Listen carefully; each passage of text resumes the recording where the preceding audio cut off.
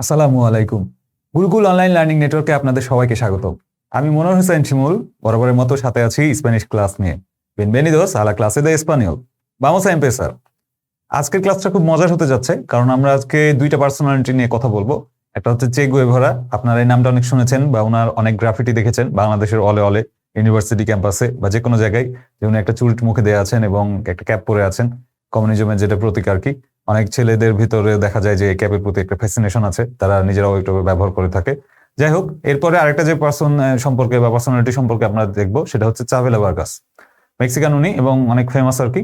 তো যাই হোক, আমরা দেখবো যে কেন ফেমাস বা কি কি কারণে, আমরা এখন নাও জানতে পারি, তবে একটা ড্রিলের মাধ্যমে গ্রামাটিক্যাল কিছু আইটেমস আছে, ওইগুলো শেখার মাধ্যমে আমরা এই পার্সোনালিটি সম্পর্কে শিখে ফেলবো ইনশাল্লাহ। তো চলুন চে গুয়েভারা দিয়ে শুরু করি।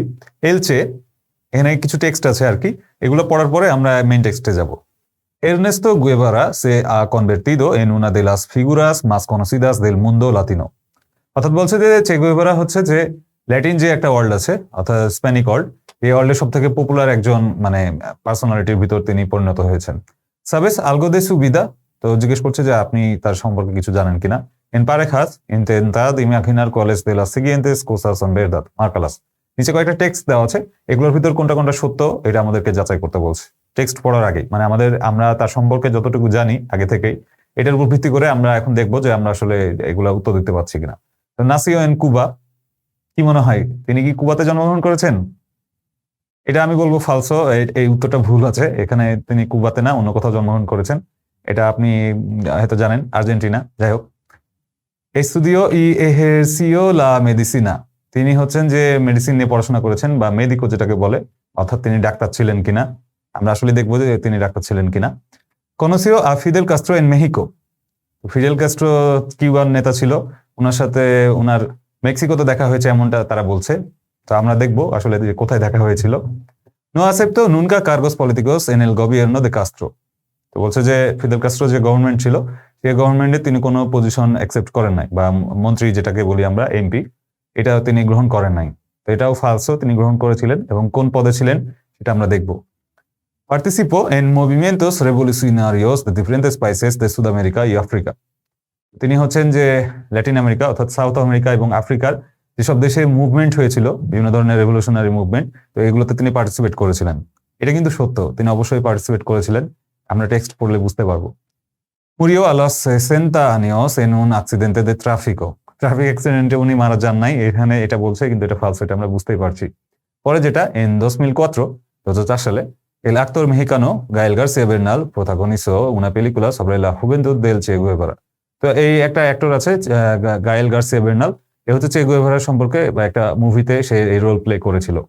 ক্রেস কে নাসিও এন কুবা, নো সে নো এস্তাই মুই সেগুরো, pero এখন উত্তর দিচ্ছে আর কি, যে আপনি এটা কোশ্চেন করছেন যে কে তু ক্রেস নাসিও এন কুবা, অর্থাৎ প্রশ্ন করছেন যে তোমার কি মনে হয়। ক্রেস মানে চিন্তা করা, মনে করা, বা কে তু অপিনাস বা তু কে অপিনাস, তুমি কি মতামত দিচ্ছ। এবার চলেন পড়তে যাই আমরা টেক্সটটা। Lee ahora este breve biografía del Che Guevara y comprueba tus hipótesis. আচ্ছা, একটা মজার ব্যাপার আমরা শুরু করার আগে বলে নেই, এই যে আমরা টেক্সট, এটা আমাদের একটু লেখাগুলো ছোট হয়ে গেছে, বড় টেক্সট ছিল আর কি। যাই হোক, তো চে গুয়েভারার যে চে নামটা, এটা কিন্তু তার যে সার নেম বা ডাক নাম, নিক নেম, ব্যাপারটা এটা একটা ইন্টারেস্টিং, যে কোত্থেকে আসছে চে। তো আমরা যেমন যে মাঝে মাঝে কাউকে ডাকার জন্য বা অ্যাটেনশন সিক করার জন্য বলি ওই ওই এদিকে আয়, বা এদিকে আসো, এই ছেলে এদিকে, বা এই কথাগুলো, এই যে এরকম। তো স্প্যানিশ কালচারে যেটা ওরা ব্যবহার করে সেটা হচ্ছে চে চে চে চে, মানে এই এই এই এরকম। তো স্প্যানিশে যেটা বলে চে চে, তো চে গুয়েভারা আসলে এই চে চে শব্দটা বেশি ব্যবহার করতো। তো ওইখান থেকেই হচ্ছে তার নামটা আসছে চে গুয়েভারা। তার মেইন নাম হচ্ছে গুয়েভারা, আর এখানে আসছে যে চে চে বেশি ডাকতো বলে তার নাম চলে আসছে চে গুয়েভারা। চলুন টেক্সটে আমরা পড়া শুরু করি। এরনেস্তো গুয়েভারা, তার আসল যেটা নাম, অরিজিনাল নাম Ernesto Guevara, mundialmente conocido como Che Guevara, অর্থাৎ গ্লোবালি তিনি এই নামে চিনেন, ও এল চে অথবা শুধু চে নামে। nació en Rosario, Argentina en 1928, অর্থাৎ 1928 সালে তিনি রোসারিও আর্জেন্টিনার একটা জায়গাতে জন্মগ্রহণ করেছিলেন। A los 9 años se trasladó con su familia a Buenos Aires, donde estudió medicina. তো তার বয়স যখন 9, তখন তিনি তার ফ্যামিলির সাথে বুয়েনোস আইরেসে চলে গিয়েছিলেন, অর্থাৎ আর্জেন্টিনা যেটা রাজধানী। donde estudió medicina, সেখানে তিনি হচ্ছে মেডিসিন নিয়ে পড়াশোনা করেছিলেন, অর্থাৎ এমবিবিএস ডিগ্রি যেটাকে বলে আর কি। Su juventud estuvo marcada por sus viajes, তো তার যে যৌবনকাল ছিল সে যৌবনকালটা বেশি পপুলার হচ্ছে কারণ তিনি প্রচুর পরিমাণে জার্নি করেছিলেন, ট্রাভেল করেছিলেন। In 1952, অর্থাৎ 1952 সালে আমাদের যখন ভাষা আন্দোলন হয়েছিল, তিনি ওই সময় কি করেছিলেন চলুন দেখি। Emprendió junto a un amigo su primer gran viaje por América Latina. তো তিনি তার বন্ধুকে নিয়ে একদম ল্যাটিন আমেরিকা ট্রাভেল মানে ঘুরতে বের হয়েছিলেন আর কি, তার একজন বন্ধুকে নিয়ে। Su paso por Chile, Bolivia, Perú y Colombia y su contacto directo con la difícil realidad social de la zona fueron una experiencia determinante para consolidar su ideología revolucionaria. অর্থাৎ তিনি যে চিলি, বলিভিয়া, পেরু, তারপরে Colombia এই দেশগুলো যখন ঘুরছিলেন তখন তার মাথায় হচ্ছে এই রেভলিউশনারি যে মুভমেন্ট আছে এটা সম্পর্কে তার মাথায় কিছু চিন্তা ভাবনা আসে, বা তিনি ধরে নেন যে তিনি রেভলিউশনারি কিছু এটা হাইলি মানে ডিটারমাইন্ড যে তিনি এই ধরনের কোনো অ্যাক্টিভিটিতে পার্টিসিপেট করবেন বা হয়তো নিজে শুরু করবেন।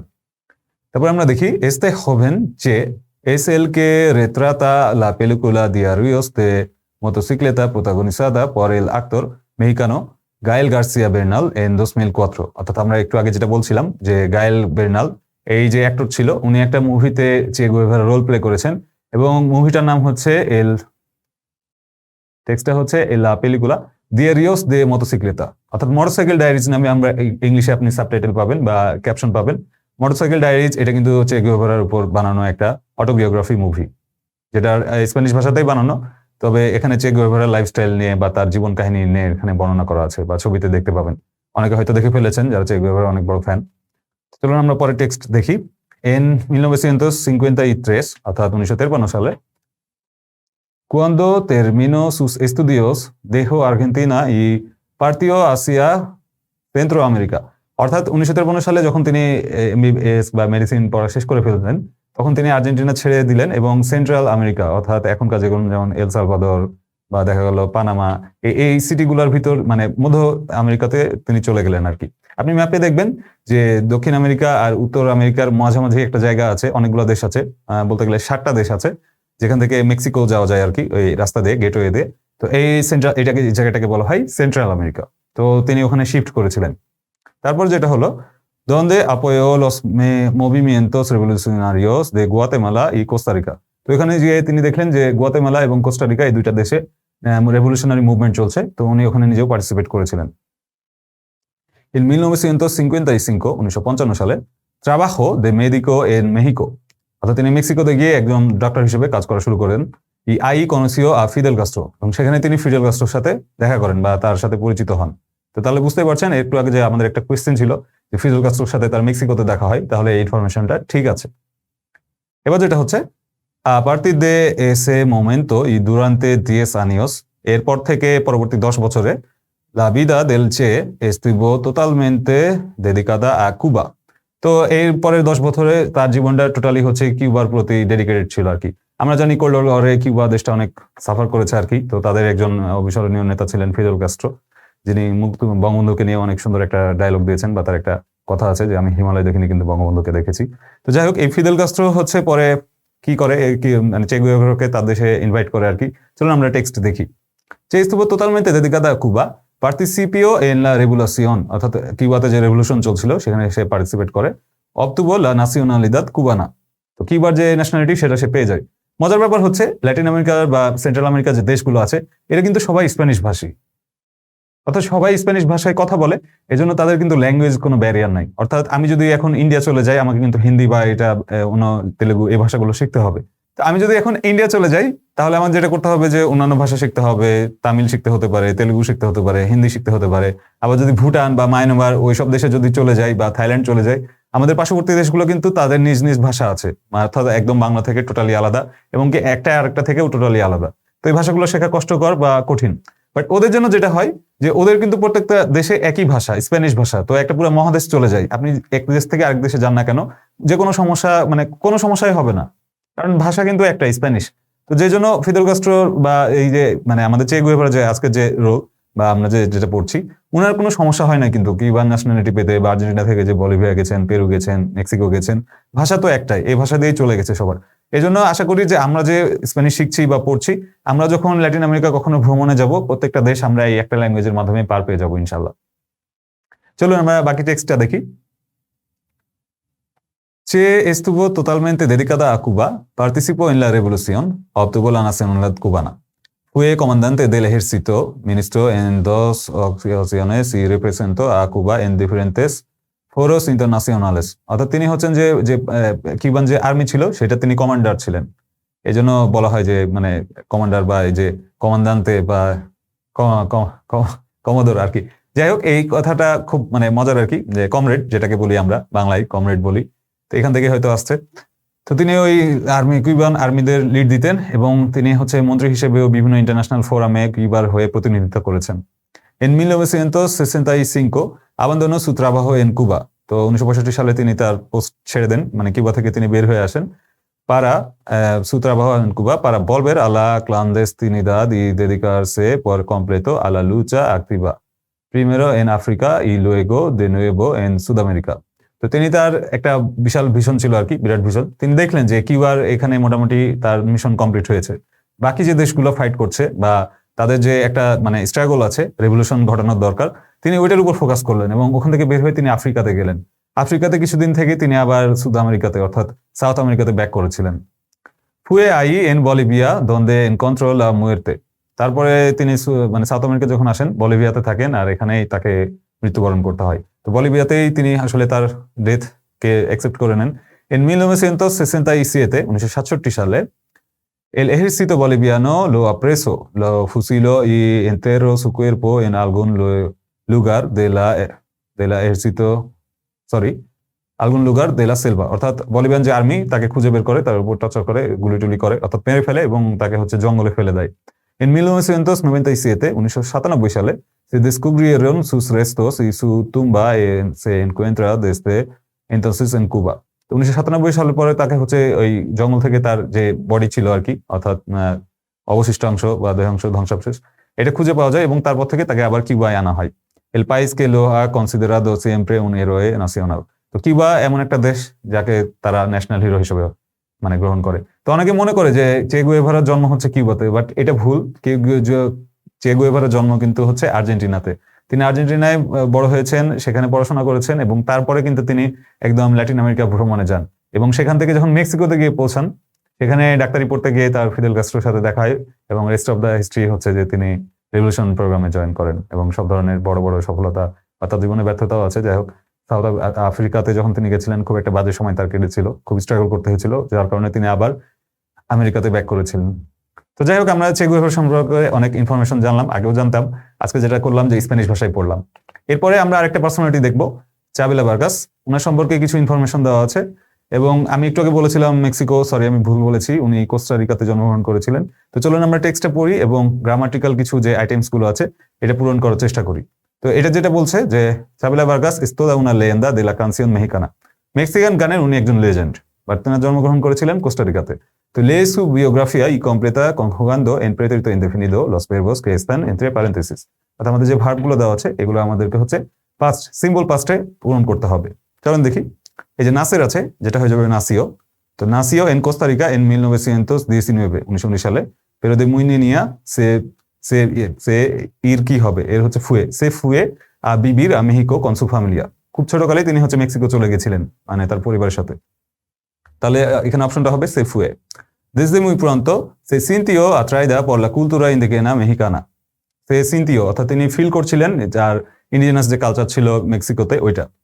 aprender de sus ritios y ceremoniales। তো এখানে যেটা হবে যে aprendió অর্থাৎ তিনি শিখলেন কি তাদের হচ্ছে রিচুয়ালস এবং সেরেমনি যেগুলো আর কি। su lenguaje y empezó a vestirse como ellos। তাদের মতো পোশাক পরা শুরু করলেন। la primera vez que actuó en público, প্রথমবার তিনি যখন পাবলিকালি যখন তিনি মানে পারফর্ম করেন আর কি, lo hizo vestida con un poncho indígena। এটা ইন্ডিজিনাস পোশাক পরে তিনি সবার সামনে আসছিলেন, অর্থাৎ পাবলিক স্টেজে আসছিলেন। empezó a cantar en los años 50 de la mano de otro mito de la ranchera, José Alfredo Jiménez, y su popularidad alcanzó la cumbre en los años 60 y 70।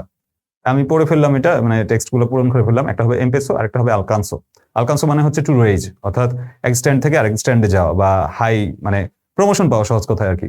en esos años mantener, তাহলে হয়ে যাবে mantener, mantuvo, tener হয়ে যাবে tuvo, mantuvo una gran amistad con personajes como el escritor Juan Rulfo, el compositor Agustín Lara o los pintores Frida Kahlo y Diego Rivera, কে লা কনসিডেরারন, কনসিডেরার, দেখেন এখানে কনসিডেরারন হবে, যেহেতু অনেকগুলো পার্সন তাকে কনসিডার করছে বা অ্যাপ্রিসিয়েট করছে, তাই এটা হয়ে যাবে কেলা কনসিডেরারন সুমুসা, অর্থাৎ তার যে আর্টটা আর কি। Era la época de la giras por el Teatro Olimpia de París, el Carnegie de Hall de New York y el Palacio de Bellas Artes de México, las fiestas y las grandes cantidades de tequila, অর্থাৎ এই জায়গাগুলোতে তিনি perform করেছেন। A mediados de los 80, la cantante cayó en el alcoholismo, তিনি মানে alcoholic হয়ে যান, মানে অর্থাৎ ড্রাগের মানে অ্যালকোহল অ্যাডিক্টেড হয়ে যান আর কি। তো en alcoholismo y permaneció alejada de los escenarios durante 12 años, 12 বছর ধরে তিনি একটু বাইরে চলে গেছিলেন, অর্থাৎ আর ফ্রেমের সামনে ছিলেন না বা দেখা গেল যে স্টেজ পারফর্ম করতেন না। Regresó gracias al cine de la mano del director español Pedro Almodóvar, এই যে আমরা এর গত ক্লাসে যে একটা ডিরেক্টর নিয়ে পড়ছিলাম পেদ্রো আলমোদোভার, ইনি উনাকে আবার ফিল্মে নিয়ে আসেন, ইনার কারণে উনি আবার ফিল্মে আসেন। Pedro Almodóvar colaboró en las bandas sonoras de las películas Kika y Carne Ternula y hizo una breve aparición en La Flor de mi Secreto, বেশ কয়েকটা মুভিতে উনি অভিনয় করেছেন পেদ্রো আলমোদোভারের। তারপর যেটা আসছে en 2002 se publicó su autobiografía que se titula Y si quieres saber de mi pasado, তো 2002 সালে তিনি নিজের সম্পর্কে একটা অটোবায়োগ্রাফি রচনা করেন, যেটা নিয়ে হচ্ছে যে টাইটেল ছিল আর কি Si quieres saber de mi pasado, if you want to know about my past। তো আমরা আজকে দুইটা পার্সোনালিটি সম্পর্কে পড়লাম, চাবেলা ভার্গাস একজন, আরেকজন হচ্ছে যে আমাদের পরিচিত চে গুয়েভারা। আশা করি আপনাদের আজকের ক্লাসটি খুব ভালো লেগেছে, যেহেতু আমরা নতুন কিছু জানলাম বা তাদের লাইফস্টাইল কেমন ছিল বা হিস্ট্রি কেমন ছিল, এবং এই ফরম্যাটটা ব্যবহার করে অর্থাৎ পাস্ট ইনডিফিনিট টেন্স ব্যবহার করে কিন্তু আপনি নিজের সম্পর্কেও একটা অটোগ্রাফি কেন লিখবেন না, অবশ্যই লিখে ফেলুন এবং কমেন্ট করে আমাদেরকে জানান। ধন্যবাদ সবাইকে, মুচাস গ্রাসিয়াস।